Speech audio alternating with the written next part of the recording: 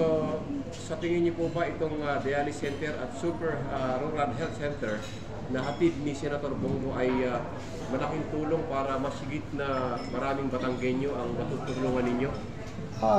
Una, gusto ko munang bumati sa inyong lahat, mga kasama namin sa media, sa ginawa niyong pakikiisa para sa napakagandang programa. Ang pagdating ng ang bisyo ay serbisyo Senator Bongo. Una, doon sa inyong tinanong sa akin na ano ba ang epekto doon sa groundbreaking na ginawa natin ngayon para sa dialysis center. Una, napakalaki ng capacity nito at alam kong hindi lamang taga-bayan ng Mataas na Kahoy ang ating matutulungan, kundi ang buong lalawigan ng Batangas. At inaasahan namin na sa first quarter ng 2025 ay matatapos po ang ating dialysis center nito. At katunayan ay nagbigay na ng hudyat kanina ang ating minamahal na Senator Bongo, ganun din kasama ang Department of Health, atin pong pagtutulong-tulungan ang proyektong ito. Doon ba, Vice Chair, doon sa Super Rural Health Center ay ano po ang target completion nito? Sa ngayon ay ongoing na ang aming 100 million project na ang bahagi nito ay ang Super Health Unit na kung saan ay ito naman ay malaki rin ang may tulong sa lahat ng mga mamamayan ng buong bayan ng Mataas na Kahoy. Ito ay sa pamamagitan din sa tulong ng ating minamahal na Senator Bongo sa panguna ng aming Mayor Janet Magpantay Ilagan at sa tulong ng aming mga minamahal na miyembro ng Sangguniang Bayan ng Mataas na Kahoy. Ang lahat ng ito ay nagsimula sa isang pangarap at ako'y nagpapasalamat sa pagsuporta sa akin ng ating Mayor sa pagbibigay namin lahat ng pangangailangan ng gobyerno about sa lupa, ibinigay namin, maitayo lamang ang lahat ng mga gusali. Bakit ganitong kadami ang dumadating na biyaya para sa Mataas na Kahoy? Dahil po, lahat ng pangangailangan ng gobyerno na lote, hindi po bumibili ang local government. Idinodonate po naming mag-asawa. Kaya ito'y mensahe rin sa aking mga kasamahan na sa local government unit. Kung gusto ninyo na magkaroon ng maraming proyekto, kung walang kakayanan ang local government unit ninyo, mag-donate kayo ng lote. At ganito rin karami ang inyong aanihin na mga proyekto. Mula sa national, mula sa ating mga senador, sa ating mahal na presidente, sa mga kongresista, and from the provincial po. Yung ganito pong development sa Mataas na Kahoy, no? Posible po kaya magawa ito sa buong probinsya? Kami ay isang fourth-class municipality at kung ano ang ipinakikita, system of management, kung paano namin pinaunlad ang Mataas na Kahoy, kung paano ang sistema, ito ay siguradong dala-dala natin. Kung tayo'y mabibigyan ng pagkakataon na pangunahan ang lalawigan ng Batangas sa taong 2025. Sa Mataas na Kahoy, nagawa namin itong isang world class. At ngayon, sinasabi ko na tayo ay magkakaroon, iisa ang pupuntahan ng ating lalawigan. Pangalawa tayo sa pinakamayamang lalawigan sa buong Pilipinas. At ngayon, iisa ang ating pupuntahan. Isang world-class Batangas sa taong 2025. At gusto kong sabihin sa lahat na ang lahat ng programa ng ating minamahal na Governor Dodo Mandanas, ito'y ipagpapatuloy ko dahil nakita ko ang kagandahan ng kanyang mga program. Aside from ano po itong kalusugan, ano pa po yung priority po ninyo sa California? Malaki sa bahagi sa puso natin sa ating pangarap na maging ama ng lalawigan sa taong 2025 ay ang agrikultura, ang fisheries. Babalansin natin, tutuwangan natin, kinakailangan ang mga mamamayan ng lalawigan ng Batangas ay well-balanced. Ayusin natin ang edukasyon. Ang isa sa ating strength ngayon ay ang turismo.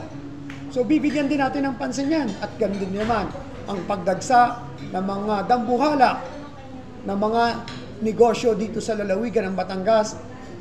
Kinakailangan maiayos natin ang comprehensive land use plan ng bawat city, ng bawat bayan upang maging balanse ang lalawigan ng Batangas sa mga darating na panahon.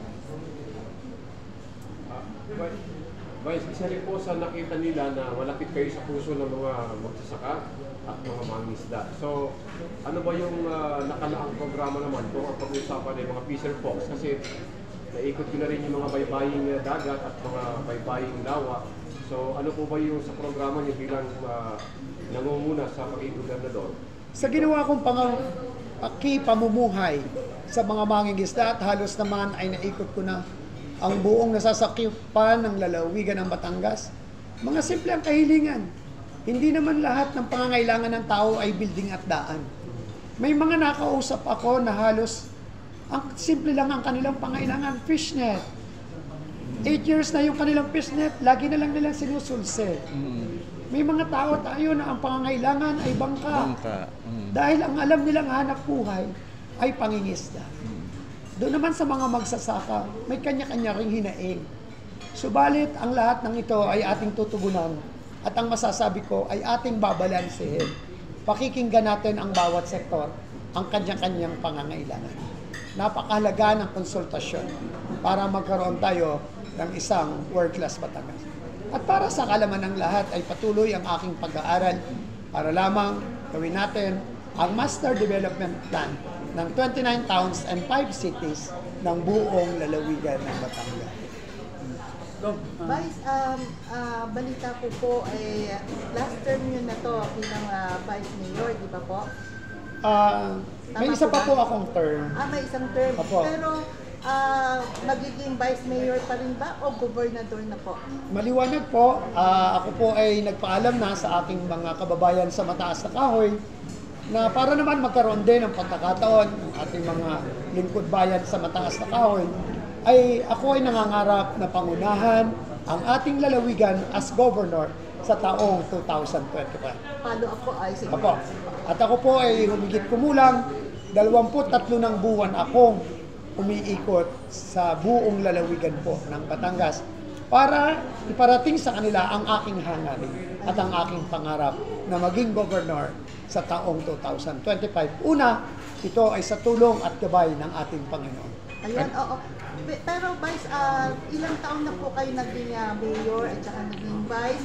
At ano po yung mga naging accomplishment niyo para ipasa ninyo sa bagong magiging vice mayor?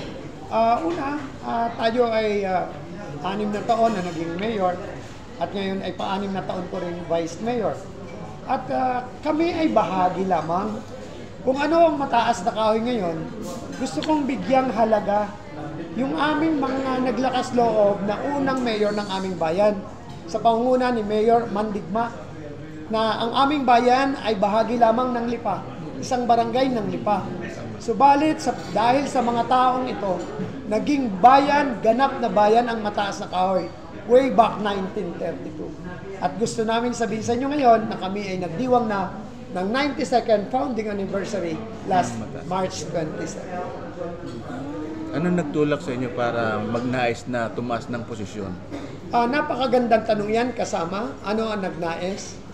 Bilang Vice Mayor ng bayang ito at ang aking asawa ay Mayor, kahit naman pa paano may hanap buhay kaming maayos. Ang sagot ko diyan, this is a calling. Diyos ang may gusto. Kung bakit ako'y nasa harapan ninyo ngayon, bakit ako'y hindi napapagod, bakit naibigay ko ang mga munting kahilingan ng ating mga kababayan, hindi lamang dito sa bayan ng Mataas na Kahoy, kundi sa buong lalawigan. Dahil alam kong ang Diyos ang gumagabay sa akin. Siya ang may kagustuhan na pangunahan ko ang lalawigan ng Batangas sa taong 2025. Guys, yung mga tao dito sa atin sa Batangas, kumusta po yung reaction? Kasi by July, alam natin, kakaroon tayo ng survey para malaman kung sa mga ratings. Kumusta po yung feedback sa inyo, mga mamayan Batangas? Kung ating pagbabasihan ay yung feedback, ramdam ko saan mang bayan ako pumunta, sa mga bukid, dahil ang ating inuna ay ang grassroots. Ngayon pa lang ako nagsisimulang kumilos sa mga poblasyon. Ako'y nakapamumuhay sa loob ng 21 buwan sa lahat ng simpleng mga mamamayan sa lalawigan ng Batangas. At ramdam ko ang init ng kanilang pagtanggap sa akin. Ramdam ko ang kanilang pagmamahal sa akin. At ramdam ko ang kanilang malasakit sa akin. Gov, anong maaasahan sa'yo ng mga taga Batangas? Ano mapapangako mo sa kanila? Una, ang maasahan sa akin ng mga taga Batangas, gagawan ko ng paraan na ang bawat mamamayang Batanggenyo ay mabigyan natin ng magandang edukasyon. Pangalawa, isisigurado ko na ang lalawigan ng Batangas ay patuloy na magiging tourist destination at igagarantiya ko ang peace and order ng bayan, ng lalawigan. At isisigurado ko na anumang oras sa loob ng 60 to 90 days na ako ay magiging ama ng lalawigan, igagarantiya ko ang mga anak ninyo ay maglakad na diyan, isisigurado ko na safe sila. Very particular, at ako naman ay pinag-aral din ng ating bansa upang pag-aralan ang national security, ang public safety, at ang pagkadalubhasa akong ito ay gagawin ko. At una, bilang isang magsasaka, ating susuportahan ang mga magsasaka dahil wala naman tayong makakain kung wala ang mga magsasaka nito. Bibigyan natin ng malaking importansya at pag-alalay. Ganun din, patuloy din, maasahan ng mga kabataan ng buong lalawigan ng Batangas. Ibibili ko kayo ng mga bus kahit pailan at laging ang nakalagay ay Batangas Athlete. Ang ating Boy Scout of the Philippines ay ibibili ko ng ilang bus para may nakalagay kung may mga activity ay ang nakalagay ay Batangas Scout. At ganun din, ang Girl Scout, palalakasin natin lahat ng iyan. Dahil ako'y naniniwala, kung ang isang bata ay isang ganap na Boy Scout, isang ganap na Girl Scout, magkakaroon tayo ng isang napakagandang lalawigan ng Batangas. Maraming salamat po, Vice Mayor Daga sa Batas Trabaho. Maraming salamat po. Maraming salamat. Ang galing naman na talaga magsalita. Hindi naman, ha? Thank you so much, ha? Hindi ko tuloy na eduksong ni, baka pwede pa. Meron ka ba bang nais ipahatid sa ating mga kababayan na hindi namin naitanong? Wala na. Wala na. Okay Hindi, na. tsaka may gusto akong sabihin sa inyo. Yan nga yung inantay ko. Dapat, ang mamumuno sa taga Batangas Yan. ay taga Batangas. Hindi Ilocano. Ay, Batanggenyo tayo. Pangunahan tayo ng Ilocano. Tama. Oo. Yung taga Ilocos, yung mga Ilocano dapat. Doon sa Ilocos. Sa Ilocano, ay Batangas ito. Ay wala nagang mapipiling magaling na lalaki din sa Batangas. Sadya naman. Tama. Tama. Pwede. Approve. Ang may baisiha ba yan? Ilocano. Ilocano. Luzon, Northern Luzon. Oh. Ilocano nga. Mostly ang ang pinagalingan natin ng Off ko na.